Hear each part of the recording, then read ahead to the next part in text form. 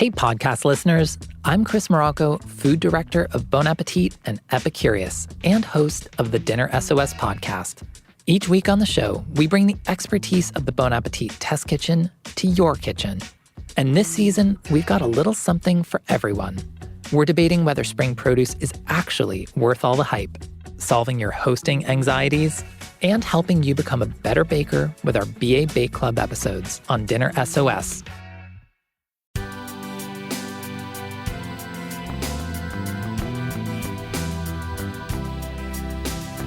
We're back with another episode of Food Writers Talking About Food Writing. Jaya Saxena is here. How are you? I'm good. Thanks for having me. I love your work, and we're going to cover it. If you're watching on YouTube, listen, we're here. We're in the studio. And if you're on the podcast, there's a link in the show notes to check it out on YouTube. We've been doing some fun stuff on YouTube. This is the only show we really go in its entirety on YouTube. So amazing. So when we start these conversations, I always wanna ask you, a meal. You start. I usually start, but I'll have you start. What's a meal that you recently had that just really excited you? Ooh, I did last week go to Bar Kabawa. There are two new Momofuku joints. There's Kabawa, which is the set menu, tasting menu place, and then the bar next door, which I think is so much fun and so great. And just getting some of these really amazing patties there and really fantastic drinks. They have this huge rum menu and they're making these great daiquiris. I had maybe the best pina colada I've ever had there, and I'm not even normally a pina colada drinker. And so that was it hit everything. It hit the food, the drinks, the atmosphere, the hospitality. I feel like sometimes it feels rare to get that whole package, and it really felt like the whole package. Amazing. We had Paul on the show, Carmichael, the chef. Yes. Great conversation. It was like an hour and a half. Oh my God. Check that in the feed.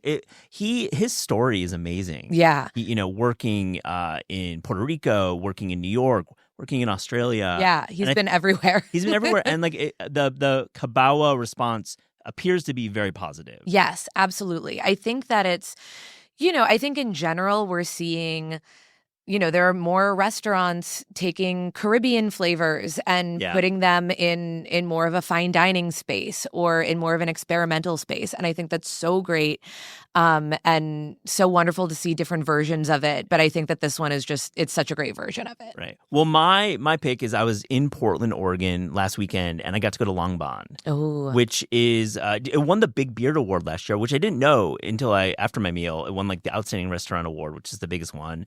The chef is Earl Nimsum, and he is going to be on the show. We're scheduling an interview soon. He's doing this tasting menu, and each couple months he switches up the format. The restaurant is Thai, and he's got several Thai restaurants in Portland, Oregon. But this restaurant is his real set piece, and he is doing this tasting menu focused around seafood, and it's really, really exciting. It was a pescatarian menu for everyone.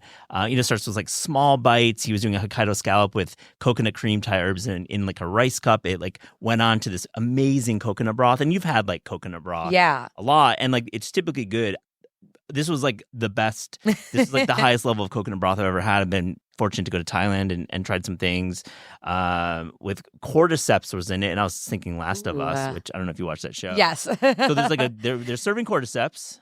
I don't know how to feel about that. Yeah, you're trying not to picture the show. Picture the show, but it works well. He moves on to some beautiful salads, and then does a family style 3 or 4 plates at the end, mussels in a great curry with jackfruit. This amazing halibut, perfectly done with baby corn and mushrooms. And at the end, Maya Erickson is the pastry chef. She's been there for 8 or 9 years. Maya was a taste writer. She was a cook in residence and wrote some terrific pieces for Taste in 2017 and 18. So I got to meet Maya. So shouts to Maya Erickson. Had a great time in Portland. We're going to have an episode up in about a month where we really talk about Portland, Oregon. So have you been to Portland recently? Not in years. Yeah. I was there a long time ago for a friend's wedding. Yeah. I've been there a few times, but definitely it's been too long. But I mean, I remember that, the food there was just so good. It's so good. And yeah, now I'm like, okay, maybe I need to put that on the book. I think you should. It's great. And it's like really local. Like, a lot of cities in America have been taken over by corporations and just like urban sprawl with the usual suspects. And like they fight that as a community. And you walk around neighborhoods and you see no like, Peloton stores and shit like that. Anyways, the big episode coming up soon. Check that out. But Jaya, let's talk about food writing. How about that? Yes, let's go. When we were, exchanging emails about the lineup, we're always like talking about what's big in the ether right now. There was no denying our top pick. The story that really made the week was from Mackenzie Chung Fagan out of the San Francisco Chronicle. The article is Thomas Keller asked me to leave the French Laundry. It turned out into my most extraordinary night as a critic. I love this piece. we have a lot to talk about here, and I'm going to summarize it briefly. The link is in the show notes to all of these articles, and you can read them, and we're trying not to spoil the show here. But, Mackenzie's been the critic at the San Francisco Chronicle for over a year. We had her on about a month ago talking about the debut of the top 100 restaurants list, and she did such a terrific job with her colleagues there, loved the scope of restaurants and the work they put into that. And, the French Laundry hasn't been reviewed in a while for the San Francisco Chronicle, but part of her job as critic is just to pop into restaurants and know the scene. So when she arrived at the French Laundry, she had no intention of reviewing it. But with that, she had kind of an extraordinary experience. She's in the dining room. There's, I think, a few canapes have been passed, and all of a sudden she has a tap on the shoulder, and somebody on staff is like, can you join me in the garden? And she's like, what? And as she writes very beautifully, she is approached by the chef Thomas Keller, and Thomas Keller asks her point blank, what are your intentions? Which is an interesting question. Mackenzie's very honest. I think she had made the reservation under an alias, as you always do as critic, but she then admitted that who she was. And Keller has a kind of a bizarre response. And I would say, I'll quote, Keller does not know what I want from him. He says, or what am I doing at his restaurant? I'm not here to write a review. I tell him honestly. So first, his response is he asked her to leave. Yeah, which is after like just bizarre behavior. Asked her to leave, and then decides to cook for her.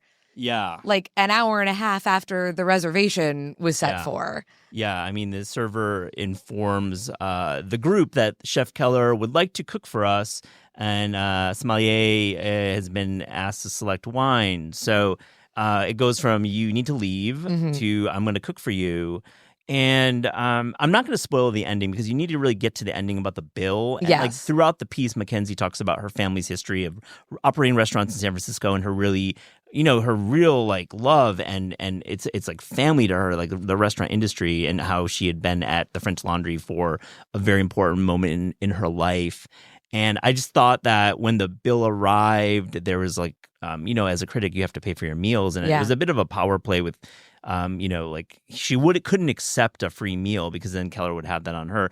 I texted Mackenzie after I wrote it. I was like, I need to take a fucking shower. Yeah. After this. You kick it off. What did you think about this piece and really what it says about this dynamic between chefs and critics? Yeah, absolutely. So I mean, it's really interesting because I ultimately feel like, often people think that critics and the subjects they write about are like so different, but you're ultimately doing the same thing. Anytime you are creating something, you put it into the world and then you have no control over it anymore, right? You are waiting for other people to receive it and they are allowed to have whatever opinions they want. And sometimes they like it and sometimes they don't. And that's true of a restaurant. That's true of a painting. That's true of an article. And so I think it's always really fascinating when chefs are sort of like, oh, well, you don't know what it's like to create, because you do, but you're just creating something different. I also think Thomas Keller, right, because he's coming to her and saying that, French Laundry had, less than stellar reviews at some other publications, at the Chronicle and elsewhere in recent years. So he was really concerned, and he, passed it off as concern for his staff, saying that, a negative review could affect them. I don't know how much I believe it's still the French Laundry. I'm pretty sure if you have that on your resume, trying to be a line cook somewhere else, you're going to be fine. It's a master manipulation move. I yeah, like he's absolutely trying to. I try to use this word very, very, very lightly, but there's some gaslighting happening here. Oh, completely. It's like this manipulation of the facts that his staff would be hurt by these reviews. And like he's had a tough time. Melissa Clark wrote about Per Se and the French Laundry. I will say, if you go back to the episode, I talked to Melissa the week it dropped. She had lots of great things to say about the French Laundry. Yeah. Like, for sure. Absolutely. And I think it's one of those things where, because Keller, I think, echoes this thing that you hear from a lot of chefs and sort of a lot of artists and people whose work is criticized, that it is the critic's job to support the restaurant industry. Yeah. That basically, why are you tearing us down? Your job should be to support us. And I think he's right, but I think he is not right for the reasons that he thinks he is. Mm-hmm. Because I do think it is the critic's job to support the restaurant industry and restaurants as a whole, but not your specific restaurant. No. You are talking about this to a standard of, well, what should a restaurant be? You are talking about, you're talking from a point of, I respect the art form of a restaurant, of what a chef does. And that does not mean any one individual chef or restaurant. Yeah. And I also think that, right, one, Mackenzie wasn't even there to review the restaurant. No. But even if she were, that a restaurant like French Laundry where it's like $400 a meal, and that's not including wine, that's not including tip, that's also not including a restaurant of that caliber where people might fly to go there, or travel great distances and stay in a hotel. So if you were going to be spending that much money somewhere, it is of the utmost importance that somebody is going there and telling people, is this going to be worth it to you to spend that amount of money? Yeah, and I was talking to Besha Rodell recently. We're going to have the episode up in a couple weeks, and Besha, a critic of the LA Weekly and Creative Loafing, and we were talking about criticism. And I mean, Jaya, I'd love to get your take on this. I feel like it's like a public service for the restaurant industry. Yeah. And I think publishers, like the New York Times, which has two, I would say like temporary critics who are trying out for the job. We don't know what the future is there. Like on the publishing side, we need more critics. Yes. It helps the industry. And I feel like there should be some responsibility from the publishing side to fund it. Now, we know monetization of criticism is difficult. Mm-hmm. And I know at Eater, there were two critics and now there are none. Yeah. And so in our conversation with Besha, it's like, it would be great if Vox could have another critic. But like, I don't know the intimacies of the P&L at Vox. So I can't judge that. But like, as a public service for the restaurant community, let's like figure out how these can be monetized. Absolutely. No, I think it's really important. I think that, as you said, it makes the industry better. Yeah. I think it makes it better for everyone to have a more informed audience. Yep. I think due to the lack of criticism, that vacuum has really been filled, by a lot of influencers, some of who are very good in sort of continuing journalistic work, but you also have a lot of people who are not holding themselves to the same ethical standards. Yeah. And so it becomes really difficult. And I mean, the problem of ethics, that exists in newspapers too, that exists, in the history of criticism the whole time. But right, that thing, if you're watching a video and someone is saying that this restaurant is so good while they're showing you all like the beautiful cheese pulls and all the wonderful shots of things, and you're like, well, is their meal being comped? Did they... Are they getting paid? Are they getting paid for this? Is there some sort of deal behind the scenes here? Because good criticism is really about that trust, that you trust someone's taste, that you trust that someone knows their history and knows what they're talking about. And I think that's so valuable in sort of whatever form you get it in. Yeah.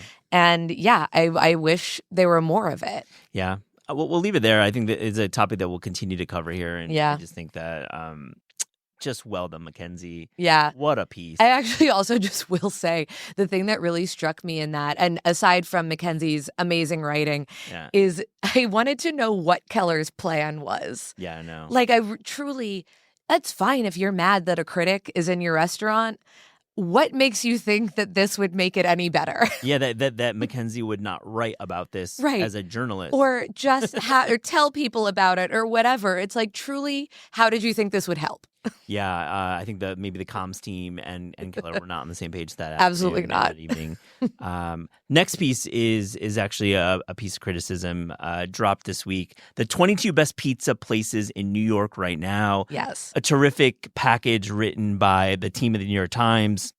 Priya Krishna, Nikita Richardson, Corsha Wilson, and Luke Fortney. And this list is an update of a list that was published about, I would say, 6 months ago. I think in October they published it, which I love to see the Times, doubling down on these like city roundups and going and traveling through New York and doing it by category. I think it's like a really nice investment. And it goes into what we're saying. It's nice to have funded criticism. I'll read from the intro. Pizza is the cultural and emotional bedrock of a city that can't even coalesce around a single baseball team. I'll even say basketball team. Here, finding a decent slice is as easy as jaywalking. But finding a great slice, one that's worth eating down to the last bite of crust, is much harder. The team at the New York Times visited 79 of the city's most popular and beloved pizzerias and landed on the 22 best. They assessed many different styles: Sicilian, Neapolitan, New York, and then some categorized a bowl, classified, I guess is the word, versions of pizza. And I'll just go over a couple highlights. There's series in Manhattan, Little Italy. They write about the crust that looks like bread. It's savory. It's well aerated, the color of einkorn boule. It's fitting. The recipe is based on a baguette dough. This is the pizza that has been given a lot of press. I think it got a really big Portnoy score, and it's been beloved. And also on the list is, of course, Chrissy's in Greenpoint, and they write every few years a great pizzaiolo appears out of thin air, and Chris Hansel is that. I had him on the show recently. And I'll just close and say I was personally happy to see that FNF, Joe's in the Village, and L&B Spumoni stayed on the list. Mm-hmm. The big but are the folks who didn't make the list, including Lucali, Pauly G's, and Scars. I was really surprised about Scars, especially because I have pizza drama is so good because it feels so lovely to have such a petty opinion. Because it is believing one pizza place deserves to be on a list and another pizza place doesn't deserve to be on a list is totally inconsequential to the grand scheme of life. But it feels so wonderful to read a list and see something that you're like, I think you got that wrong. Yeah. And I am going to hold that in my heart forever. Yeah, and pizza is so polarizing too. It's so polarizing. Neapolitan is all about the dough and the rise. You've got, of course, gas, bread oven pizzas that are all about that marriage of cheese sauce and very thin crust, but also really well fermented and matured flavor in dough. Yeah. It's crazy. I was right, because I had a couple on there. I mean, I was really shocked about Scars. Yeah. I was really happy to see one of my local places, Andrew Bellucci's, on there. I was also happy to see Manos in Ridgewood. I went there. I didn't even know that they were sort of on the pizza radar. I just ran around the corner from a bar that I was at to grab a slice and loved it. I thought they were great. But yeah, I had been to Scars recently and I was just like, I love this pizza. Yeah. And it, I also think it's something where a lot of these places, I hope, but I think Scars is going to be fine. I think that people know that they do good stuff, regardless of one list. But yeah, seeing Scars not on there and then seeing some other choices, I was a little like, ooh, that's not me. It's not me. It's not me either. Scars is definitely in my top 5. And I think they're trying to spread out the geography. Mm-hmm. And going to Queens is important, and Bellucci being on there is really cool. Yeah. And honestly, it's just great to see them putting 4 reporters on this work and actually putting in the time. I mean, 79 visits, that's no joke. Yeah, that's a lot. And I saw, I think I saw Luke posting about it of just oh my God. And I had a doctor's appointment coming up, who, this is a difficult task, but I feel like, no, it's just really cool that they were all able to, get their resources together on this. It's really, really fun. And I love when the Times takes these big swings. I think they clearly have a strategy where they put it into a newsletter and like the morning newsletter. And that, it really is a moment in not just the food desk, but like throughout the New York Times when they put these lists out there. I wanna get maybe Luke or Nikita on the show because I want to talk a little bit more about this from the source. Oh yeah, like how did they narrow it down? I mean, are we talking about like there's like a skunk works room in the Times with like a whiteboard? Especially like, I'm assuming, tasting these things at all these different times and trying to figure out like what is the standard you're looking for here. I would love like the numbers on it. Yeah. Well, to switch topics and gears, I think a big reason I wanted to have you on, not just to talk about food and pizza takes, is your writing and an incredible piece that you wrote last year made it to the James Beard Foundation's Media Awards. You're nominated. The article is called "The Food That Makes You Gay," and it is wow. I've read it twice, and I have a lot to unpack. There's a lot of topics here. In the best way possible. It's so sprawling. It's sprawling. And I really thank my editors for allowing me to just sort of come with them of being like, I have a vague idea that a bunch of things are connected. Please just let me run with it. And they were like, go for it. This is Food Writers talking about food writing. Who are your editors? Let's name them. Oh my God. Well, my main editor, Erin DeJesus, she's fantastic. Love Erin. Monica Burton also worked with me on that. She's now at the New York Times, but she is really, really great. And Leslie Suter as well. Yeah. And then my coworkers also, Amy McCarthy and Bettina McAlintal, like they help me so much. Like we're always bouncing ideas off each other or just like venting to each other about our writing frustrations. And so there's such a great support. You have such a great team. I can't speak highly enough about the team at Eater National, whatever you want to call it. It's, what Rebecca Marks and her team is doing. Yes. The team is doing the cultural coverage and it's amazing. Yeah. You're doing incredible work. Well, I want to read from you.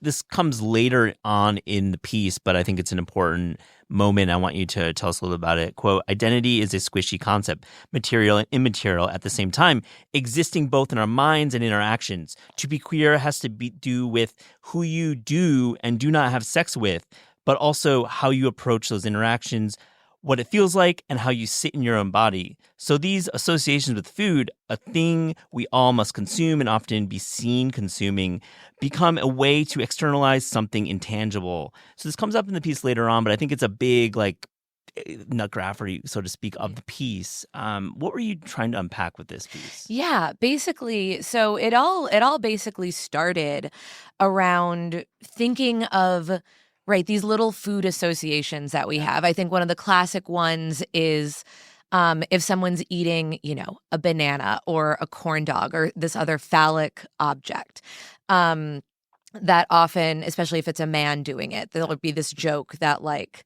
haha, you look gay. All those scares around like, oh, if you eat too much soy. Yeah, that was a big part. Your body is going to change. It's going to give you feminizing hormones. And then realizing like, well, wait a minute. There are plenty of people who take hormones on purpose. In fact, with the express intent of changing their bodies, changing their sex. So is there a connection here? What do these things have to do with each other? And realizing that, sort of throughout history, there have been all of these associations of people both negatively and positively thinking that the food you eat is going to change your sex, change your body. And some of this is people doing it with the full intention of that's what they wanted to do. And some of it is people saying, Spanish colonizers saying, don't eat the food of the New World because you'll stop growing your manly Spanish beard. And, so there are just all these different things connected. And I just did my best to try to show the through lines with all this and really this sense of queerness, of gender, of sexuality, and identity and food, has is connected in our minds and has been connected for a really long time. And food is so immediate. And I think that's so from immediate. That quote and that I read, it's something that is so much more immediate than sexuality. Yeah. Right. And so that expression of eating food clearly it's easier for someone to make a remark. Yes. And I think that, before in different scientific times, food as medicine, food as something that does have it has an effect on your body, right? If you eat something you're allergic to, you're going to get a rash. If you, only eat ice cream versus if you only eat celery, your body is probably going to look different, in those two outcomes. So it does have an effect on your body. So why couldn't it have an effect in these other ways? You write about the online chatter and the television chatter around Joe Biden eating ice cream. And that was like a moment during the campaign when places like Fox News and others you cite in the piece were really using that against him and really implying anything, crazy things. Yeah. And I think it's a great example of how this can be used for political gain in some ways, too. Absolutely. Well, I mean, obviously we're in such like a horrible moment when it comes to queer and trans people in the US right now. Like, I think literally the morning that we're recording this, there's a bill in the Senate that might get rid of trans affirming care for all trans people under Medicaid. It's not good out there. And the right wing has really taken on these sort of, gender wars and these really limited gender ideas and run with it. Because I think Jesse Waters on Fox News was the one who was like, a man should never eat ice cream. A man should never eat soup. I think right-wing grifter Andrew Tate was like, if you're a man and you're into food at all, that's too feminine. That's like gay. And I was just like, where the idea that being into enjoying food, enjoying eating makes you less of a man. Just absurd things are being said. Wild takes. Fuck that guy. Yeah, no, seriously. This is a pro food show, and yes, just unbelievable shit coming out of his yeah. No, it's really bonkers. Explain courtesy stigma. Yeah. So the idea of courtesy stigma comes up in this piece, and it's really, another way to think of it is stigma by association. That, maybe you are not of a stigmatized identity, but if you are friends with that person, if you are interacting with that person, then people are looking at you a little bit suspect. And, you think about it to like middle school bullying or something, where if there was a kid that was getting bullied and if you were nice to them and you were friends with them, then people start bullying you too because of that association. And so it comes up a lot with, I think, queerness and food because, that association of like, oh, well, I don't want to be thought of as gay because society considers that a negative. Yeah. So I won't eat ice cream.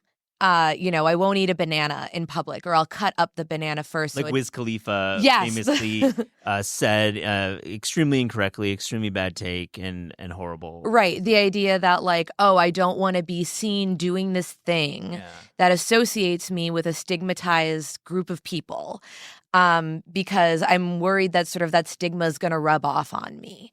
And so that's really what a lot of the behavior here is people really policing what they eat and what other people eat to say, if I do this, if you do that, this is what people are going to think of you. And aside from that, just being totally silly in terms of like you're going to deny yourself ice cream because you're worried that somebody is going to get the wrong impression because of how it looks to eat it. Their loss. Like, if that's really what it takes to keep you from doing that, then like, fine, I guess, truly your loss. But also, I think it gets into something really so deep about what that fear means. Like, why are you so scared of being seen that way? What's so bad about that? Yeah. What was the response like when you published it last I think, you got a lot of people who only read the headline and were very much like, why are you trying to make there's nothing gay about food. Why are you trying to? Don't you love that? You spent it's like 4,000 words, spent months reporting it, and then someone just like claps back. Right. And it's like, okay, you're right in a certain way that there is nothing inherently gay about food. I'm talking about how we've made up all these stories to overcomplicate things and like what that says about us as humans, not what it says about ice cream. Mm-hmm. But so there are a lot of people saying that. But I was actually really heartened that a lot of people really got it and understood it. And I feel like I took a risk. It's a weird piece. It, as it's sprawling. It does connect all these different things together.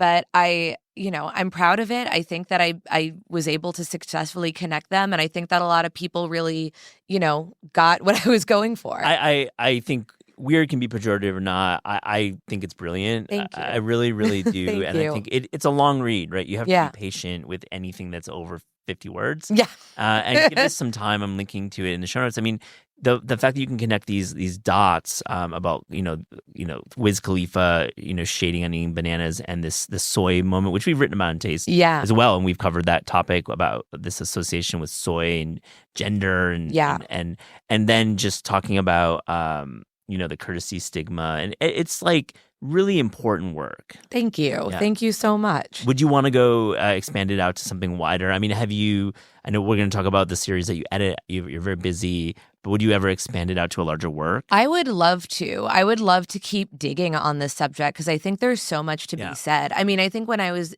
in the bits where I get into the history of this stuff, I just feel like there's more out there that I don't know and that I would love to find out just about, these things where it's like, okay, castrati having a specific diet, thinking that it's going to keep your voice a certain way, that, in certain eras, women and men being given different diets because they think that it's going to enhance, masculine and feminine qualities in them. Like, I think there really is so much of this in a variety of cultures. I want to keep looking into it. Have you watched Overcompensating yet? No, I haven't. With Benny Drama. Its logline is like a sheltered, closeted gay freshman in college is terrified of his of college, and there's a lot of food in it, and there's some funny snes. Oh my God, I will have to check that out. Yeah, I'm just giving that as a straight rack. I watched amazing last night, and Benny Drama's doing great work there. There's something. There's like a coffee bar scene in episode 3 that I think ties into a lot of the work that you put into. Yeah. It's really great. Well, I want to segue and get to a segment I like to call What Would You Pitch 1997 Graydon Carter? The premise is that in 1997, Graydon Carter, former editor-in-chief of Vanity Fair, was assigning stories with budgets. I've been reading and hearing a lot about this. I've read the book and the chatter. 150,000, 450,000. I don't know the actual amounts, but like some writers were getting $500,000 in 97, so that's like maybe $1 million now. Oh my God. So like we're talking about a pretty healthy budget.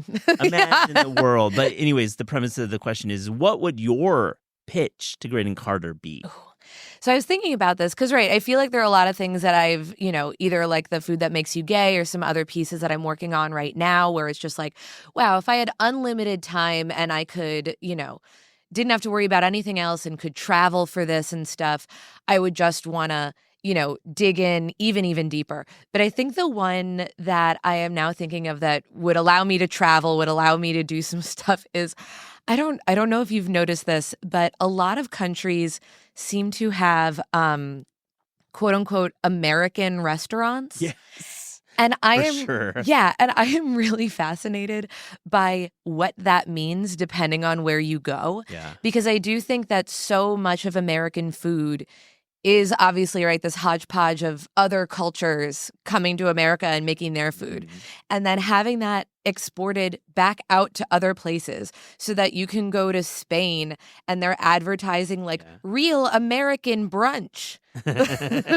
Or like, what would that be? I'm saying it's like they're like, oh my God, an American like a full American. It's like pancakes and scrambled eggs and American style bacon and all these things. Or like I remember when I was in Italy in college that there was like an American place in Florence that we went to that was like wings, but then also chips and salsa. But the salsa was basically barbecue sauce with chopped up onions in it because they didn't really know how to do Mexican salsa by way of America into Italy. And I think, everywhere I go, I've started recognizing these types of restaurants more and more. And I think that they are kind of popular. Yeah. And I would love to be able to take a year, take that budget, fly around the world, go to all these American restaurants and try to figure out what's going on. I think it's a great idea. I mean, you could probably do it for less than Graydon's budget too. I mean, like it's a great piece because I'm just curious about trend. Yeah. So, is like the cronut an American dish? Like, right. Like what counts here and what signals America depending on the country that you're in. And because so many of these places, already have American influence in things. I think of like, obviously, because of our military history, like in Korea, that you have American cheese and hot dogs as like common ingredients in stuff. But right, it's like what makes an American restaurant. I feel like right now it's like what makes an American restaurant is a breakfast that has like 75 grams of protein. Yes. Oh like my this, God. Like protein maxing era we're in, Oh my God. It's really wild. I feel like I should just plug like if you're protein maxing, you got to add Metamucil to your diet. You got to add something else. Facts. It's not going to be good in the long run. Balance it out. Like grab that raw broccoli. Psyllium husk in there. Like, please. Or you double down on the Olipop. Yeah, it's so fascinating, and we're joking, but like this protein era is not going away. No, it's absolutely not. I feel like it's in everything. I got pitched a protein popcorn the other day, and it's sort of just like look, I love being able to get a little extra protein sometimes, absolutely, but like it does not need to be in everything. I mean, it flashes of Atkins, like these diets that focus so much on one element is like scary. Yeah. I think we were under-proteined in some ways. I think we were thinking about like being plant-based and maybe not thinking about those macros. Yeah. Perhaps this is the swing back to that. But, do you read Andrea Hernandez on Snackshot at all? Yes. Yeah. Oh my God. So well. Yeah. And it's just like, the way she tracks these trends, like it's amazing work. Well, I want to talk about Best American Food and Travel Writing. You're the series editor, and you just announced the new 2025 edition is guest edited by Bryant Terry. Yes. Which is an amazing choice. What an incredible cookbook author. He has an imprint here at Penguin Random House called Four Color, and he's just an amazing guy. And like, tell me a little bit about working with Bryant, what we're going to expect from this collection. Absolutely. Yeah. Well, I mean, as you know, he has impeccable taste. I think he has put together such a great combination of things. And, as he writes in his intro in the anthology, which is going to be out in October, that he was really looking at a lot of different categories of food writing, food and travel writing, and really hitting on all these different conversations going on. So I think it's a really well-rounded anthology. And I think that he does a really good job showing you how all of these different things tie together. Whether we're talking about race and land, whether we're talking about, what it means to travel when there's sort of, when travel can be so destructive to places that you go, whether we're talking about, very personal stories, whether we're talking about, bigger reported things. I think there's just so many really, really great things in there. Yeah, I can't wait to read it. What's it like to get the big spreadsheet with all the articles? Because like people submit and you scout. It's got to be a lot of work. We talked about before, but I want to hear more about that. Yeah, absolutely. Well, I think one thing that I really try to do as the series editor and compiling sort of the long list for our guest editors to look at. One, it's Best American Food and Travel Writing. So I think that the writing has to be really beautiful and really special. Something can be an incredibly reported piece, but the writing really has to be there as well. It's a really important distinction. I feel like some series editors have not made that distinction, and like the investigation maybe overpowers the actual craft. Yeah. And I think that can be, writing can mean a lot of different things to you, but I think the way that I've been looking at it is that that's a really important part of it. I also think that I really want to make sure that we are looking at a lot of different sources, which makes it really difficult because you could compile an entire anthology of the New York Times and everything that Condé Nast produced, probably. You have great food and travel writing just in there, but I want to really make sure that it is, from a variety, whether that's legacy papers, whether that's newsletters and independent blogs, web first places. I really think it can come and has come from anywhere.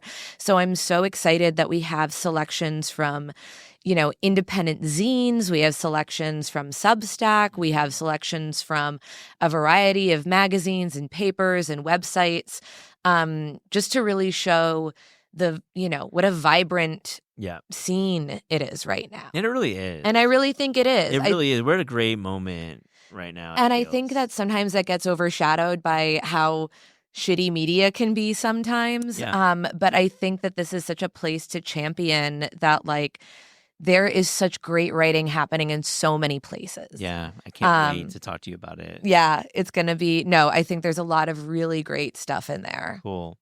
Well, Jaya, we'll wrap on This Is Taste. We asked guests about their discerning taste. So to close this interview, here's a little rapid-fire Fast and Furious taste check, media edition. Are you ready? I'm ready. What is the first thing you read in the morning, and where do you read it? Unfortunately, it is probably my Blue Sky feed that I read in bed as soon as my alarm goes off, just setting a terrible tone for the rest of my day. You know what? I'm dipping into Threads and Blue Sky more these days. Yeah, I think I miss stuff. Yeah, exactly. Stuff. And I think that I think I certainly become informed. Yep. Unfortunately, the news can be really bad now, so I just wake up miserable. But it's not good media habits. But that's what I do. What do you read on actual paper? I'm a big book reader. I love reading physical books. I don't have an e-reader or anything. Right now I'm reading Stag Dance by Tori Peters. Yeah. I also recently read 2 books that are coming out in June. One, Dining Out by Eric Piepenburg, and What is Queer Food by John Birdsall. Those are both fantastic. Yeah, so a lot of good books. We have a joint interview with those authors coming amazing. up in this week. Oh, wow. Check the feed this week. So I'm happy you read those advances. And so you're like fiction. Yes. Oh, I read a lot of fiction. Love it. Again, we're talking about that reading makes your writing better. Definitely. And I think that reading, especially not of what you typically write, makes your writing better. Yeah. I try to read a variety of things because I think you can just get those influences from anywhere. What was your favorite food publication growing up? Ooh. See, I sort of was wondering about this question because I think I have a slightly different journey to food writing. Sure. I was not necessarily the food magazine obsessive. Yeah. I mean, I loved magazines in general, but my mom had a lot of entertainment magazines around, things like that. I do think that I subscribe to American Girl magazine, and I feel like there was a lot of food content in there, and especially about what the different historical dolls would be eating, and I really loved reading about that. That's great. Were you into PBS food programming? I was thinking about this too, and I kept on mistaking BBC stuff for PBS stuff because it does run on there as well. Right. And then I was like, was that PBS? No, it wasn't. That was just Two Fat Ladies. Yeah. But it was one thing that I remember watching on PBS that wasn't even food television, but again, I think had some great food moments. Do you remember 1900 House? Oh, I vaguely do. I do. Oh my God. So, it was this kind of reality show where they put this family that the family had to live like it was the 1900s. Yeah. And all the different details. And I remember so vividly that there was one show where the son, younger son, was just miserable because he wasn't eating anything that he liked. And then there was an episode where the producers finally informed them, chip shops existed in the 1900s. You can go get fish and chips if you want, and that will be accurate to the time. Aww. And the whole family, but especially this boy, are so excited to eat fish and chips after all of the other food that they're eating. Yeah. And it was just such a wonderful food TV moment to see all of them being like, oh my God, finally, fries. I got to dig that out. That sounds it's beautiful. So good. Yeah, I remember that show. That was a great show. Early reality TV. Yeah. Kind of done in that cool British way. Yes. Let's talk about YouTube, TikTok. Where are you at right now with YouTube and TikTok and Reels and social video? Yeah, I am not on TikTok because when I briefly had it, I definitely was looking at it far too much. Yep. But I definitely, then I'm just on Reels, which I'm like, this is the same kind thing. Of the same, yeah. So whatever, like that's my own fault. But I do think that, every once in a while, I will just get served some video of a recipe that I'm like, well, that looks amazing. I want to make that. And I'll try to save it. And then I'll have to remember to try to find where things are saved to go actually cook it. But I think that there is, as we were talking about before with like criticism, I think that there's some places doing it incredibly well. And then I've been doing a little more for eater venturing into social video. Tell me, what are you doing? Which has been really fun. Cool. Just basically doing sort of, okay, what's the video version of an article that I wrote? How do I distill this down into 2 minutes? Yeah. And so that's been really fun to experiment with, actually. But crucially with someone else behind the camera telling me what to producing do. it and asking you. So you're doing like a little talking head about the article. Yeah. Oh, cool. I like that. And that's been really fun. Do you have any creators that pop in your head that you like, that you follow? Oh, God. I do enjoy Justine Dorian. Am I saying her name right? Yep. She recently had a whole journey of making her own wedding cake that I thought was fascinating to watch, more in terms of like a slightly morbid, like, why would you even do this? This seems like the most stressful thing in the world. And so, I really enjoyed seeing We have her cookbook right behind your back. God, right over your shoulder the whole time. Yeah, Justine's terrific. I like her social content a lot and the way she speaks to the camera. I think it's really, she does a really great job with it. Last question, Jaya. Where do you want to be in 5 years with your media career? I mean, that response is amazing. Ideally still employed and still with health insurance, would love that. Yes. I think though with a piece like The Food That Makes You Gay and then being, nominated for a Beard for it, it really did feel like such a wonderful step forward in my career. Like I love that I was able to do a piece like that. And I think I just hope that I keep getting to push myself. Yeah. That in 5 years, I will feel like, that this was, not my best because I'm going to be even better then. And so just the chance to get to write longer and deeper about a lot of things, I think that's just really important to me. It's amazing you have the opportunity to do that. Yeah. And I really hope I still do. And that, and that more people have the opportunity to do it. Like I know media is so hard right now, but that more people are able to just, throw themselves into it. And so that, that I have just like robust competition no matter what. Yeah. Great point. I think we all get better when there's more competition for balls, even though we complain about it, or I do at least. Oh, absolutely. I mean, there's some articles that I'll read it and I am just like, oh, fuck you. I hate you so much right now because I wish I had written it so deeply. But that's like, what a gift to then read that and push yourself to try to do better. Love this conversation. Food writers talking about food writing. Thank you for checking us out on YouTube. Definitely comment if you have any other articles you want us to read or just have anything to say. Jaya, Saxena, thank you so much for joining. Thank you so much for having me, Matt.